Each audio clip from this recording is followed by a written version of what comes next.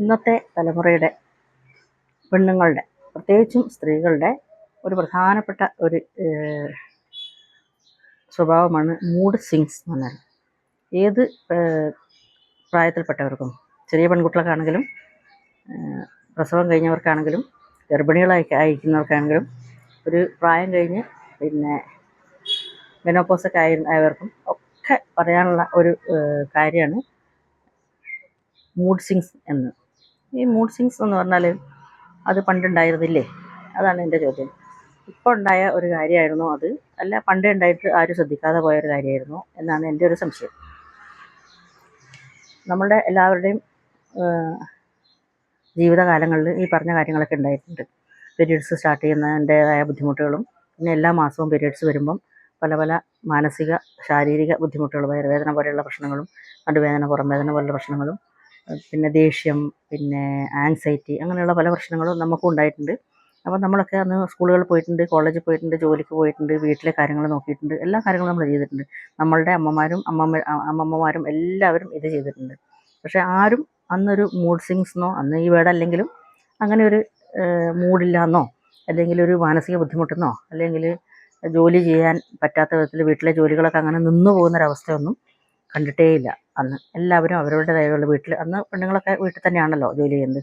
ചോറും കറിയും വെക്കലും, മക്കളെ നോക്കലും, ഭർത്താവിൻ്റെ കാര്യങ്ങൾ ചെയ്തു കൊടുക്കലൊക്കെയാണ് അന്നത്തെ സ്ത്രീകൾക്ക് ഉണ്ടായിരുന്ന ജോലി. അപ്പോൾ അവരൊന്നും ഈ ഞങ്ങൾക്ക് പീരീഡ്സാന്നുള്ളത് കൊണ്ട്, ഗർഭിണിയാന്നുള്ളത് കൊണ്ട്, അല്ലെങ്കിൽ പ്രസവിച്ചു എന്നുള്ളത് കൊണ്ട് അവരാരും അവരുടെ ജോലികളൊന്നും ചെയ്യാതിരുന്നിട്ടില്ല. ആരും അത്തരത്തിൽ അവരെ കൺസിഡർ ചെയ്തിട്ടുമില്ല. അവരവരുടേതായ എല്ലാ ജോലികളും അതേ സമയത്ത് ചെയ്ത് പോയിട്ടുണ്ടായിരുന്നു. ചിലപ്പം ഈ എന്തെങ്കിലും മാനസിക ബുദ്ധിമുട്ടൊക്കെ അവർക്ക് ഉണ്ടായിട്ട് ചിലപ്പം പെട്ടെന്ന് കുട്ടികളോടൊക്കെ, അന്നൊക്കെ ദേഷ്യം കാണിക്കുന്നത് കുട്ടികളോടാണല്ലോ, ഭർത്താവിനോടൊന്നും പറയാൻ പാടില്ല, വീട്ടുകാരോടൊന്നും പ്രകടിപ്പിക്കാൻ പാടില്ല എന്നുള്ളതുകൊണ്ട് ചിലപ്പം മക്കളോടായിരിക്കും അന്ന് ആ ദേഷ്യമൊക്കെ കാണിച്ചിട്ടുണ്ടാവുക. കുട്ടികളൊക്കെ അടി കിട്ടുകയും വഴക്ക് പറയും ഒക്കെ ചെയ്തിട്ടുണ്ടാവുമായിരിക്കും. എന്തുകൊണ്ടാണെങ്കിലും ഇങ്ങനെയൊരു മൂഡ് സ്വിങ്സിനെ പറ്റി ഞാനൊന്നും എൻ്റെ ചെറുപ്പകാലത്ത് ഈ അടുത്ത കാലം വരെ ഞാൻ കേട്ടിട്ടേ ഇല്ലായിരുന്നു. ചിലപ്പോൾ ആ സമയത്തൊക്കെ നമുക്കും ഒരു ദേഷ്യം പെട്ടെന്ന് വരലൊക്കെ ഉണ്ടായിട്ടുണ്ടാവുമായിരിക്കും. പക്ഷേ ഇന്ന് എല്ലാ കുട്ടികൾക്കും സ്ത്രീകൾക്ക് എല്ലാവർക്കും മൂഡ് സ്വിങ്സ് ആണ്. എന്തെങ്കിലും ഒരു കാര്യം പറഞ്ഞു കഴിഞ്ഞാൽ ഉടനെ ഞങ്ങൾക്ക് മൂഡ് സ്വിങ്സ് ആണെന്ന് പറയും. ഈ പ്രസവം കഴിഞ്ഞ സ്ത്രീകൾ ഇപ്പം യൂട്യൂബിലും പല പല വീഡിയോസിലൊക്കെ കണ്ടിട്ടുണ്ട്. പ്രസവിക്കുന്നതിന് മുമ്പേ, എന്നുവെച്ചാൽ പ്രീ ഡെലിവറി, അതിനുള്ള ഇതുണ്ട് ഇവർക്ക്, ഈ മൂഡ് സ്വിങ്സ്. പ്രസവിക്കാൻ പോകുന്നതുകൊണ്ട്, അവർ ഗർഭിണി ആയതുകൊണ്ട് അവർക്ക് പല പല മൂഡ്സിൻ്റെ ഇതുണ്ടാവും. ദേഷ്യം, കോപമൊക്കെ ആകുമ്പോൾ ഭർത്താവ്, വീട്ടുകാരൊക്കെ അതിനനുസരിച്ച് അവരോട് പെരുമാറാൻ പാടുള്ളൂ. എല്ലാവരും വളരെ കെയർഫുള്ളായിട്ടും അവരെ ഇവൾ ഗർഭിണിയല്ലേ എന്നുള്ളതുകൊണ്ട് ഇവരോട് ഭയങ്കര ശ്രദ്ധിച്ചും സൂക്ഷിച്ചും അവരുടെ മാനസിക നില മനസ്സിലാക്കി ഇവർ പെരുമാറണം. അത് കഴിഞ്ഞു പ്രസവം. വലിയൊരു പ്രോസസ്സാണ്, നമ്മളെ ജീവൻ മരണ പോരാട്ടമാണ് പ്രസവം. ഓക്കെ, അത് സമ്മതിച്ചു. പ്രസവം കഴിഞ്ഞു കഴിഞ്ഞാൽ പിന്നെ അത് പോസ്റ്റ്മോർട്ടം എന്ന് പറഞ്ഞിട്ടുള്ള ഒരു ഡിപ്രഷനിലേക്ക് അവർ പോകും. കുറേ ആൾക്കാർക്ക് ഡിപ്രഷനിലേക്ക് പോകുന്നതാണുള്ളത്. പണ്ടൊന്നും ആരും അങ്ങനെ എത്രയോ 8ഉം 10ഉം പ്രസവിച്ച പെണ്ണുങ്ങളൊന്നും അങ്ങനെ ഡിപ്രഷനിലേക്ക് പോയിട്ട് നമ്മൾ കേട്ടിട്ടുമില്ല, അറിഞ്ഞിട്ടുമില്ല. പക്ഷേ ഇപ്പം അത് കഴിഞ്ഞാൽ പിന്നെ അവർക്ക് ഈ പറഞ്ഞ മൂഡ് സ്വിങ്സ് ആണ്. പ്രസവം കഴിഞ്ഞാൽ മൂഡ് സ്വിങ്സ്. ചിലപ്പം കുട്ടീനെ ശ്രദ്ധിക്കാതിരിക്കുക, എല്ലാവരോടും ദേഷ്യമായിരിക്കുക, പിന്നെ ജോലിയൊന്നും ചെയ്യാതെ കിടക്കുക, പിന്നെ എന്തൊക്കെയോ പ്രശ്നങ്ങൾ സാധാരണയിൽ നിന്ന് അബ്നോർമലായിട്ട് അവർ പെരുമാറുന്നതായിട്ട്. അതിൻ്റെ പേരെന്ന് വെച്ചാൽ പ്രസവിച്ചത് കൊണ്ടാണ് അവരങ്ങനെ അബ്നോർമലായിട്ട് പെരുമാറുന്നത്. അത് കഴിഞ്ഞു, കാലം കുറേ കഴിഞ്ഞു. പിന്നെ എല്ലാ മാസത്തിലും പീരീഡ്സ് വരുമ്പം ഈ പറഞ്ഞ ബുദ്ധിമുട്ടുകൾ പലർക്കും ഉണ്ടാവും. നടുവേദന, പുറംവേദന, അത് പറഞ്ഞറിയിക്കാൻ പറ്റാത്തൊരു കാര്യമാണ്. അത് സ്ത്രീകൾക്ക് മാത്രമേ മനസ്സിലാവുള്ളൂ.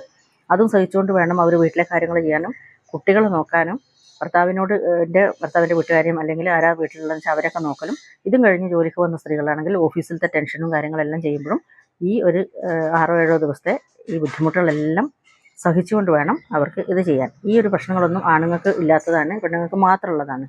പക്ഷേ ഇന്നത്തെ പെണ്ണുങ്ങൾക്കെല്ലാം ഈ ഒരു പീരീഡ്സ് വരുമ്പോഴത്തേക്കും ദേഷ്യം, ആങ്സൈറ്റി, ജോലി ചെയ്യാൻ പറ്റാതിരിക്കൽ, ഈ പറഞ്ഞ പോലെ മൂഡ് സ്വിങ്സ്, എന്തെന്ന് പറയുമ്പോഴത്തേക്കും പൊട്ടിത്തെറിക്കുക, അല്ലെങ്കിൽ ഇപ്പം എനിക്ക് സന്തോഷമാണെങ്കിൽ അടുത്ത നിമിഷത്തിൽ ദേഷ്യമായിരിക്കും, അടുത്ത നിമിഷത്തിൽ പിന്നെ ആങ്സൈറ്റി ആണെങ്കിൽ അടുത്ത നിമിഷത്തിൽ കരച്ചിലായിരിക്കും. അങ്ങനെ ഒരു പെട്ടെന്ന് അങ്ങോട്ടും ഇങ്ങോട്ടും മാറിക്കൊണ്ട് നിൽക്കുന്ന ഒരു മൂഡ് സ്വിങ്സ് തന്നെയാണ്. ഊഞ്ഞാലാടുന്ന പോലെ തന്നെയാണ് ഈ മൂഡ്. ഇപ്പം ഇങ്ങനെയാണെങ്കിൽ അടുത്ത നിമിഷം അങ്ങനെ ആയിരിക്കും. അപ്പോൾ അവർ തന്നെ പറയും, ഞങ്ങൾക്ക് ഇത് ഇങ്ങനെ പീരീഡ്സ് ആണ്, അതുകൊണ്ട് ഞങ്ങൾക്ക് ഇങ്ങനെ മൂഡ് സ്വിങ്സ് ആണെന്ന് അവർ തന്നെ പറയും എല്ലാവരോടും. ഇപ്പോൾ പണ്ട് അങ്ങനെ മറച്ചു വെക്കുന്ന പരിപാടിയൊന്നും ഇല്ല. ഇപ്പോൾ എല്ലാവരോടും പറയാൻ പറ്റുന്ന കാര്യമാണത്. അങ്ങനെ പറയും. അതൊക്കെ കഴിഞ്ഞ് കുറച്ച് പ്രായം കഴിഞ്ഞ് 10-50 വയസ്സൊക്കെ ആയിക്കഴിഞ്ഞാൽ പിന്നെ മെനോപോസിൻ്റെ കാലമായി, പീരീഡ്സ് നിൽക്കുന്നതിൻ്റെ. അപ്പോൾ പല ബുദ്ധിമുട്ടുള്ള ആളുകൾക്കുണ്ടാവും, സ്ത്രീകൾക്കുണ്ടാവും. പിന്നെ ആകെ ദേഷ്യം പിടിക്കുന്ന പോലെ, കരച്ചിൽ വരുന്നത് പോലെ, സങ്കടം പെട്ടെന്ന് വരിക, പിന്നെ മേലൊക്കെ എന്തൊക്കെയോ അസ്വസ്ഥതകൾ, ശരീരമൊക്കെ ചൂടാകുന്നത് പോലെ, പിന്നെ ഒരു കാര്യം ചെയ്താലും ശരിയാവാതിരിക്കുക, എല്ലാം സ്ലോ ആയി പോവുക, ഭക്ഷണം കറികളൊക്കെ വെച്ച് കഴിഞ്ഞാൽ ശരിയാവാതിരിക്കുക, ഒന്നിനും ടേസ്റ്റ് തോന്നാതിരിക്കുക, പിന്നെ എന്തൊക്കെയോ ഞാൻ ഒറ്റപ്പെട്ടു പോയി, എന്നെ ആർക്കും വേണ്ട, അങ്ങനെയുള്ള തോന്നൽ വരിക. അങ്ങനെ പല പല വിഷമഘട്ടങ്ങളിൽ കൂടിയാണ് ഈ ഒരു മെനോപോസിൻ്റെ ഘട്ടത്തിൽ കൂടി കടന്നു പോകുന്നത്. എല്ലാവർക്കും ഒരേപോലെ ഉണ്ടാവുമെന്നറിയില്ല, എങ്കിലും ഓൾമോസ്റ്റ് എല്ലാവർക്കും ഉണ്ടാവും. അതൊക്കെ പല പല പുസ്തകങ്ങളിലും വീഡിയോസിലൊക്കെ നമ്മൾ കണ്ട് നമ്മൾ മനസ്സിലാക്കിക്കൊണ്ട് നമ്മൾ അതനുസരിച്ച് ഇങ്ങനെ പെരുമാറിപ്പോകും.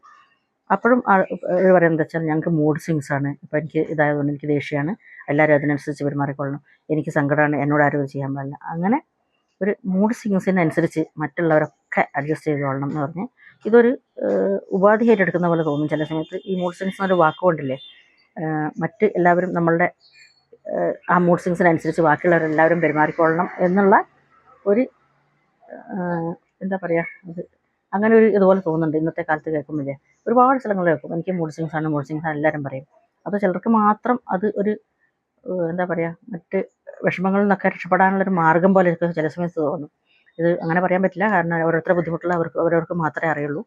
അപ്പോൾ അവർ എത്രത്തോളം ബുദ്ധിമുട്ടെന്നുള്ള അവർക്ക് മാത്രമേ അറിയാവുന്ന കാര്യമുള്ളൂ. പക്ഷേ എല്ലാ കാര്യത്തിനും മൂഡ് സ്വിങ്സാണ് എനിക്ക്, അതുകൊണ്ട് എന്നോട് ആരും ഒന്നും പറയാൻ പാടില്ല, എനിക്ക് ഓഫീസിൽ പോയി എനിക്ക് ജോലി ചെയ്യാൻ പറ്റില്ല, എനിക്ക് മൂഡ് സ്വിങ്സാണ്, എനിക്ക് വിഷമമാണ്, ഞാൻ ലേറ്റായി പോയി, അല്ലെങ്കിൽ എന്നെ ആരും വഴക്ക് പറഞ്ഞു ഉടനെ ഞാൻ കരഞ്ഞു, എനിക്ക് സങ്കടമാണ്, എനിക്ക് മൂഡ് സ്വിങ്സാണ്, അങ്ങനെ പറയുമ്പം ഈ ഒരു പ്രശ്നം എല്ലാവർക്കും തന്നെ ഇല്ലേ. അപ്പം ചിലർ മാത്രം അതിനൊരു ഉപാധിയാക്കി എടുത്തിട്ട് എല്ലാ കാര്യങ്ങളിൽ നിന്നും രക്ഷപ്പെടാനുള്ളൊരു മാർഗം പോലെ അത് യൂസ് ചെയ്യുന്നുണ്ട് ഒരുപാട് സ്ത്രീകൾ. അത് ചിലപ്പം മിസ്യൂസ് ചെയ്യുന്നതായിട്ട് തോന്നുന്നുണ്ട്.